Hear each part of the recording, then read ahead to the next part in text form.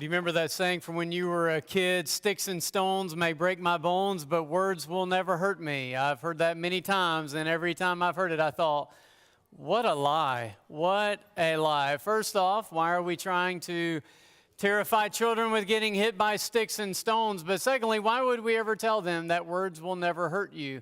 You can probably agree with this, that some of the deepest hurts I have personally ever experienced were not from sticks and stones, they were through words. But also, the reverse side of that is true as well, that I have inflicted a lot of pain, not through hitting somebody with a stick or a stone, but through words that I have carelessly used. So last week we started this series out of Leviticus 19, a text that I don't know how familiar you are when it comes out of the book of Leviticus, but in this text we find that great command that Jesus told us was the second of the great commandments, to love your neighbor as yourself. And what John just read to us is really profound. And I want to key in on a couple of words that Moses, through the voice of God, uses, the words that he ties together. He ties together lying, deceiving, and God's name. And that's really interesting that he would tie those three things together, because what he's letting us know is that the way that we use our words, especially to one another, is directly connected to the way that we honor God. And so what God is trying to do in Leviticus 19 and in this scene that Israel finds itself in is he's trying to form a holy people. And what he wants them to understand is their holiness is directly connected to their conversations. And so he wants them to know that their conversations with one another absolutely matter. The words you speak to your family absolutely matter. The way you tell a story and may or may not exaggerate a little bit absolutely matters. The way you talk about somebody when they're not in the room, it absolutely matters. What you respond when you're asked a question that requires you to be truthful or not absolutely matters, because words are powerful. I mean, you think about, you can spend 18 years building up the confidence of a child only to destroy it in just one little phrase. If only you could be more like your sister. That can be highly destructive.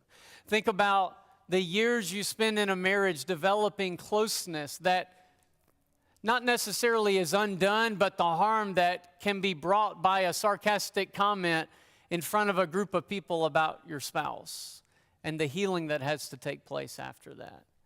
Think about how the process of healing can begin when somebody says, I forgive you, but think about the barriers that are built up when somebody says to you, I don't care. It shows us the power of our words. And God understood this, and so did James, because in James chapter 3, it talks about the power of words. And James starts out and says, not many of you should become teachers. And I'm sure, like our elders and those that are over education programs, like, no, James, don't say that. Like, we need more teachers. But James wants you to understand the seriousness of what happens when you do what I'm doing, when you do what Raymond did during our adult Bible class and all of our children's teachers today. It's a serious thing, because the more you talk, the more opportunities to say something wrong. And I'm pretty sure I was born talking. I mean, I don't know what my first words were, but I'm pretty sure they came pretty early in life. I remember my grandparents would always say, you could tell when Eric's asleep because it's quiet, because I wasn't talking, which means that I have gotten myself into a lot of trouble over the years with things that I have said. And I wish I could tell you that that wasn't true when I was teaching, that as long as I was teaching, I was saying exactly the right thing, but that's not true either. And James is right. He said, those who teach are going to be judged more strictly, going to answer for the things that I am teaching to you and the things that I have taught over the years. I will answer for every word that I said, whether I understood what I was saying or not. Because then he said, we all stumble in many ways. And he's absolutely right. We do. We stumble in a lot of different ways. But anyone who is never at fault in what they say, that person is perfect. I'd like to meet that person. I'd like to find out what they can do to always be in control of the words that they say. Because if you can control every word you say, you can pretty much control every action you take. You can keep your whole body in check. And then what James does is he gives us three different images, and they're really powerful. The first one is of a horse with a bridle in its mouth.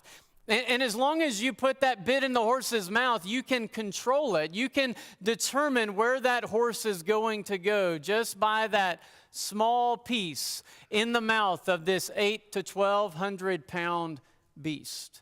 And even the smallest child can sit on the back of this large animal and control everywhere this animal's going to go. But the second image he gives is of a rudder of a ship. That is such a small percentage of the size of the ship, yet it determines the direction of where this vessel's going to go. And then the third image that he gives is just of a match being lit, of just this little spark that sets off this forest fire. Like the careless person in the middle of a drought who flicks a cigarette out of the window of their car and it sets thousands of acres on fire. All it took was just a little spark, just the smallest thing.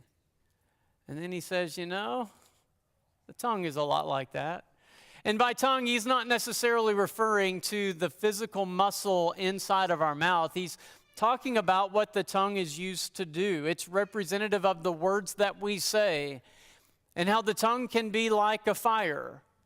And that can be a good thing or a bad thing because a fire can bring warmth, but a fire can also be highly destructive.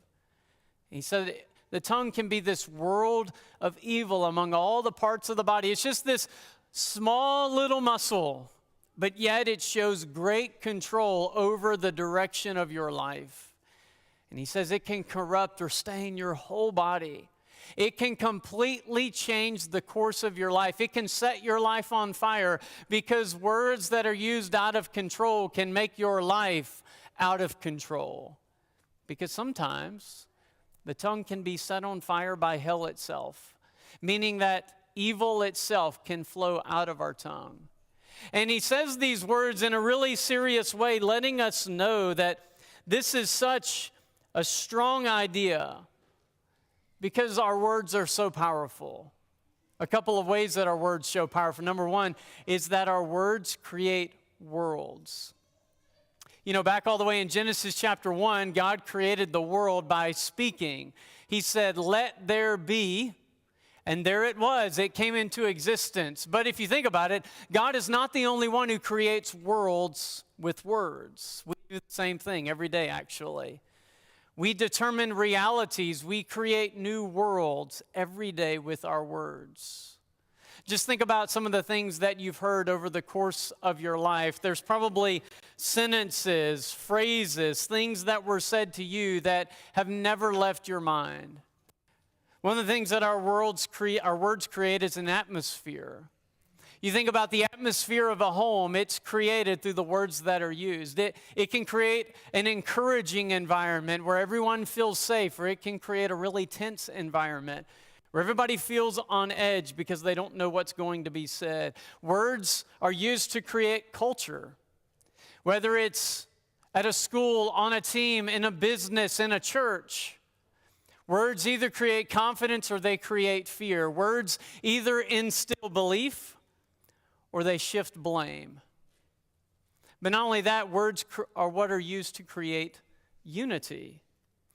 You can create an atmosphere where somebody feels seen, or you can create an atmosphere where someone feels small. Unity is either built up or it's fractured, all by words.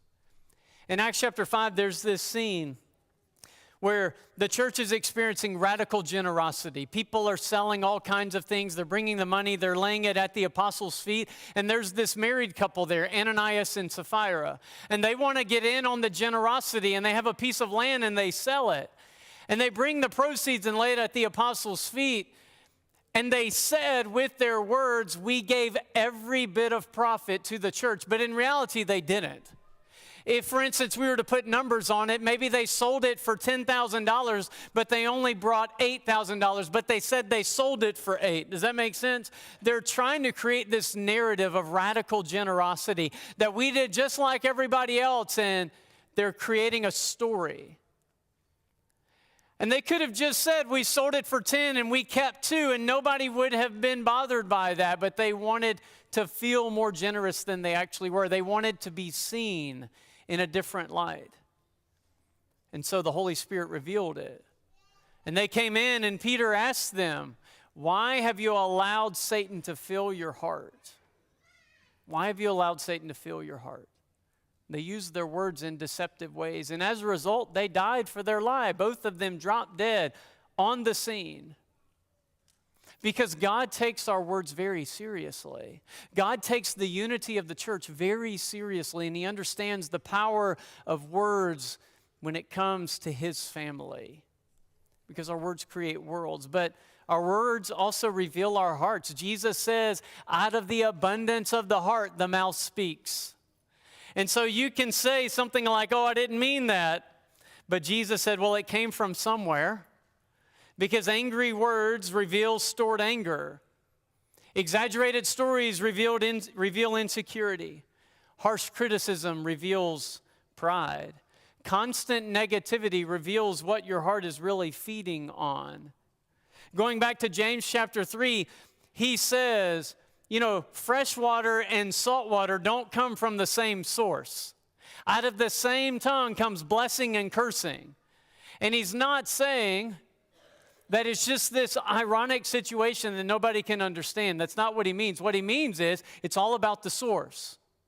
If your words are being used to curse someone, it's coming from a source that is filled with curse. If your words are being used to bless someone, it's coming from a source of blessing. Because our words reveal what is actually going on within our hearts. And so the tongue is not the root of the problem, the heart is. Instead of trying to fix our speech by trying harder, we need to start asking, what is filling me? What is the source of my words? What's going on in my heart that's causing these things to roll off of my tongue? And the third one is that words leave marks. Some of life's deepest pains and greatest joys are experienced through words. Like when someone says, I love you. I'm really proud of you. I forgive you. That's life-giving.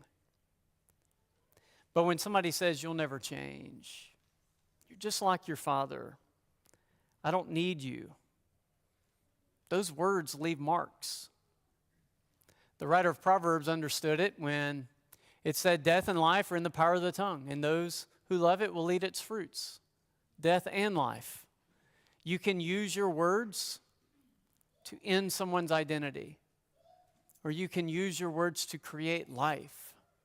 Both are within the power of the words that you and I use. Also in Proverbs 12:18, it says, there is one whose rash words are like a sword thrust. Words that just cut you to the core. But the tongue of the wise, it brings healing. And I think in God's wisdom, for whatever reason, He allowed us to remember both. It's probably easier to remember the words that were said to us that are like the thrust of the sword, the ones that cut to the heart. Those we never forget. But we also have the ability to remember the words that came from the wise that brought healing, from the person that showed belief in us, from the person that instilled confidence and built us up. If you think long and hard, you'll be able to come up with those words as well. Yeah, it's easier to remember the ones that hurt the most, but God also gave the ability to remember the ones that bring us life. And so sometimes when our minds are being filled with those words on repeat of those sword thrusts, sometimes we need to replace them with the words that brought healing as well. They may have come from somebody else from a different conversation, but those are a gift from God, and we need to remember them. Words carry weight. That's why Leviticus 19 connects lying and our words to God's name. So, 3 reminders before we close this morning. Number 1, use your words to build up. That's what Paul said in Ephesians 4:29. He says, don't let there be any unwholesome talk come out of your mouth, but only what is useful for building up, that it might benefit the one who listens. What an awesome line. Can you imagine every word that rolls off your tongue only building somebody up? That they constantly just tell you, thank you, that's exactly what I needed to hear. Will we ever be able to fully do that? Probably not. Not in this life, not in this not quite fully sanctified state that we're in, but hopefully as we grow older, hopefully as we mature in our faith, hopefully as the fruit of the Spirit is more evident in our life, our words become tools that can be used to build. Because with the same hammer, you can build a house and you can also tear one down, can't you? With the same words, we can build up or we can destroy. It's all in how we choose to use them. And so we must learn to filter them. Is this going to help? Is it going to build some? Number 2, learn to restrain as much as using your words. My late grandfather is one of those people that you could describe as a man of few words. And there have been many times that I've asked God, why couldn't you have given me that gift? You know, why couldn't I have had a few less words to say on many occasions? I think he had figured something out. Now, I only knew him since he was old because he had always been my grandfather. I don't know what he was like when he was younger. But in the years I knew him, he learned restraint. It's what Proverbs 17:27 and 28 says. The one who has knowledge uses words with restraint, and whoever has understanding is even-tempered. Even fools are thought wise if they keep silent, and discerning if they hold their tongues. Yeah, that idea came from the Bible. It's better to let someone think you are, to wonder if you are foolish than to open your mouth and remove all doubt. And so sometimes love speaks courageously, but sometimes love remains silent. Because there are moments when you don't escalate. There are moments when you don't try to win the argument. There are moments when you don't correct. There are moments when you do not repeat what you heard. Not every thought in your head deserves a voice. Sometimes love speaks up, but sometimes love stays silent. And here's the last one. God will hold us accountable for every word. It's what Jesus said in Matthew 12. Everyone will give an account on the day of judgment for every empty word they have spoken. I don't like that verse at all. All the grumblings under your breath, all the things you say that nobody hears, every empty word, every careless word, every word you said that didn't go through the filter, every one you wish you could have gotten back, you're going to give an account. That's a sobering thought. Because words feel light when we say them, but they're not light before God. They have a lot of weight. God hears every exaggeration. He hears every cutting joke. He hears every private word of gossip. He hears every little lie. And this isn't meant to paralyze us. It's meant to purify us. So if we will answer for all of our words, we should weigh them before we release them to try to determine whether or not it's going to be helpful. So this week, don't just watch your actions in how you love your neighbor. Watch your sentences. I didn't come up with this. I read it this past week. Trust is built up at the speed of consistency. Sometimes that speed's really slow, isn't it? But it's destroyed in the speed of a sentence. Jesus used words in a really powerful way. Some of the words that have been on my mind this morning have been when Jesus on the cross said, Father, forgive them, for they don't know what they're doing. That's his grace poured out over those who would hang him on a cross, but really over us as well. It wasn't just the Romans that nailed him to the cross. It wasn't just the Jews that called for his arrest. It was our sin that put him there. And he used his words, every one of them excruciatingly painful, while speaking suspended from the air, in the air on a cross. He used some of his last words to offer forgiveness.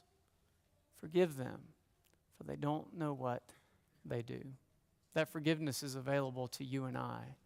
Jesus used his words as well as his life to create new life for us. And the power of words comes in how God will create a new world for us. And he gives us the opportunity to use our words in a really powerful way. When we say the phrase, I believe Jesus is the Son of God. And we're washed into Christ and our sins are washed away in our baptism, a new life is created for us. And God from heaven uses his words to say, this is my beloved child in whom I am well pleased. Isn't that awesome? Our words and God's words can create a new world today for you. This morning, if you need to make some changes in your life, you need to repent of sin, you need to say those words, I'm sorry. Whatever God is placing on your heart, he's given you the ability to communicate it to him and to one another. However God is calling you to respond, we hope you'll do so. Together we stand and sing.